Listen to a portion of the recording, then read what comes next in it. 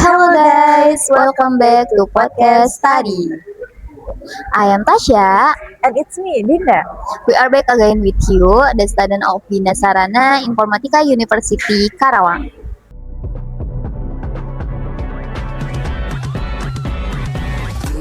You know me, but the man as I get rock. That edge, I don't like it. Like, that typical.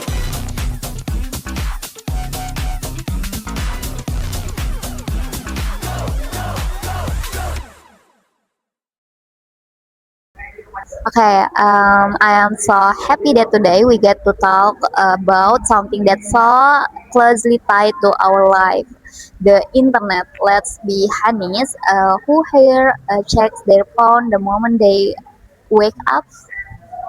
Mindlessly scrolling through Instagram, scrolling through TikTok, or another social media platforms. Or do you find yourself scrolling through social media before bed until you lose track on time? From studying, finding entertainment, shopping online, and communicating with friends and family, to even creating a resume for apply for a job. If so, don't worry, we are not alone. Almost will Gen Z like with the internet every day, actually. I'd like to ask your opinion on this. The internet can be our best friend as long as we know how to use it. Don't you agree, Dinda? I agree, but if used without limits or control, the internet can be also become an enemy that quickly influence our life. Okay, let's start with the positive first. In my opinion, the benefits of the internet are incredible.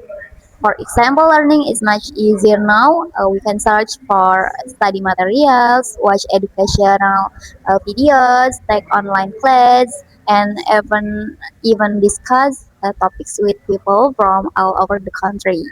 That's absolutely right. On top of that, the internet also opens up many opportunity. Nowadays, many young people we are becoming content creator, freelance, and online seller, and they making money from social media and even creating their presence online. Even if we have a hobby like drawing, cooking, photography, or video editing, the internet can be a place to showcase our work to wide audience. In a short, the internet can be a control for learning, creating, and developing open potential. But unfortunately, not everything on the internet is positive. That's right. One common problem is social media education. Sometimes we just intend to check our phones for 5 minutes, but before we know it, an hour or more has gone by. I've been there too. As a result, my assignment got delayed. I had less time to study, and I even spent less time with my family. Not to mention fake news, which spread easily. There is also cyberbullying.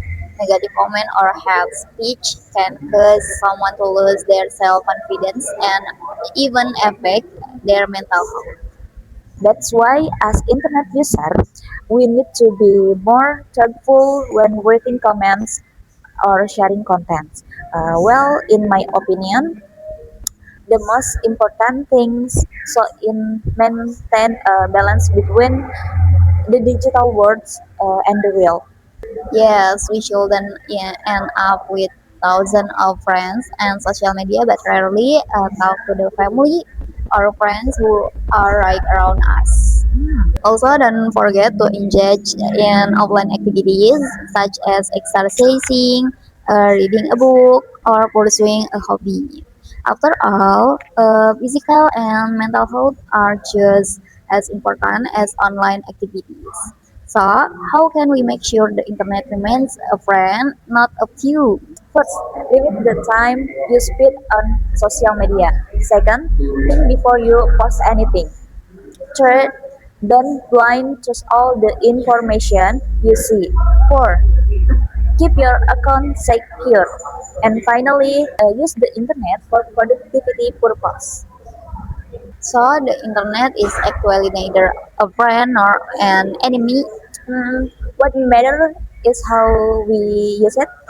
If used wisely, the internet can help us learn, grow, and seize many opportunities, especially since we also have the support of AI. Let's start using the internet more wisely, more safely, and more responsible starting today. Speaking of AI, wouldn't that be an interesting topic to discuss in our next video? Wow, I can't wait to talk about the next topic. The internet and AI are such exciting topic to discuss, aren't they? Okay, thank you for your attention, everyone. See you in the next video. May we all become smart, healthy, and wise internet users. See you, Bye. bye. Okay, we we will talk about the internet now. Let's move on to AI, Tasha. Don't you feel like our life revolve around AI days? Like we even early on AI just to do our segments, let alone writing a resume. Ah, so true. Everything is just instant now. You just type in a quick prompt, and boom, within 3 seconds, you get the whole package. Oh my god. Absolutely. Just yesterday, my friends Mhm. of mine made a resume using AI. The result insane. The vocabulary was totally lived up. Their skill looked so impressive. When in reality, they still struggle to find to save button in Excel. That's just algorithmic fraud right there. But for real truth, AI sound incredible smart when it puts a sentence together because it's based on a large language model or LLM. So, what exactly is an LLM anyway? Okay, an LLM is an AI program that's been trained on billions of text from the internet. So it's really good at matching word patterns. But here the catch: it only predicts the next word. It doesn't actually understand the meaning like a human does. He has no understanding of it. He just making statistical guesses. Exactly. So if there's a lot of wrong data on the internet, the AI will also mess up, which is what they call hallucination. It sounds totally convincing, but in reality, it's just making stuff up. Oh my god, that's pretty scary. If we just take it at face value, so if it keeps getting smarter, we are as human going to be replaced station. Not really, but the point is, people who use AI will replace those who don't know how to use it. That's why we should let AI handle the memorization or summarizing parts. We should focus on the aspect that require creativity and critical thinking to fact checks. Get it. So AI is basically just an intern, and we are still the boss. And we need the double check everything so we don't get triggered by fake news. Hmm. Exactly. That's why when we are doing our assignments, we can let our own brain shut down just because we are too lazy to proofread. I mean, AI also data limitation.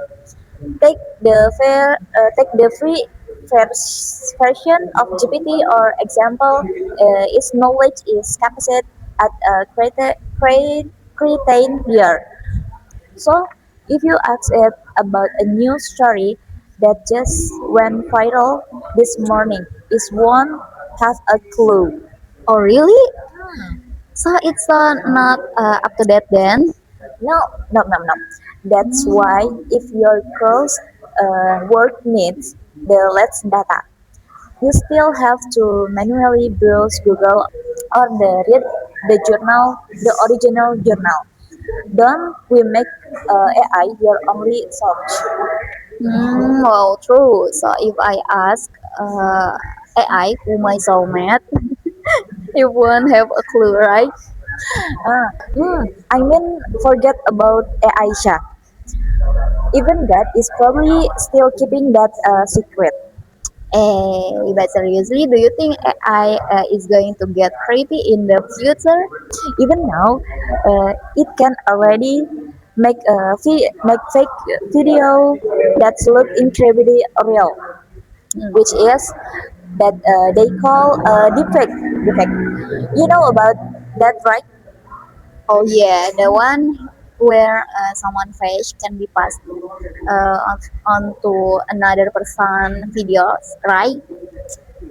Ma'am, that's so risky if could easily be used for scam or spreading hoax.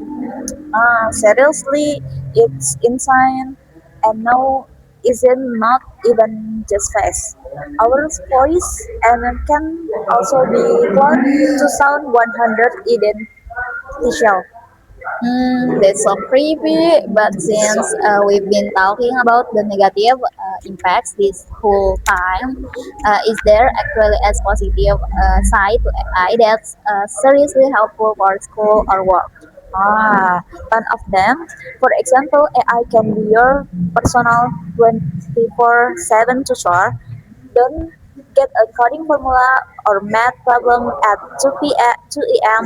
Just ask AI. And it will explain it to you step by step until you get it without getting annoyed. Is there like an ethical boundary when we use AI for assignments? The main boundary is definitely plagiarism. It's totally fine to use AI to find explanation to reference, but if you copy paste a whole assignment and claim it's as your own work, that completely crosses the line of academic ethics. Got it. That makes sense. So basically, AI is a gold mine of knowledge if used right, but it can completely backfire if we get lazy and cheap. Well done, guys. This topic for AI and internet. Oh ya, belum ada kita ya. Belum ada. Okay, thank you for your attention, everyone. See you in the next video. May we all become smart, healthy, and wise internet users. Bye. Bye. You know me, when the man as I get rough, get rough. The edge, I don't like it. Like, nah, typical.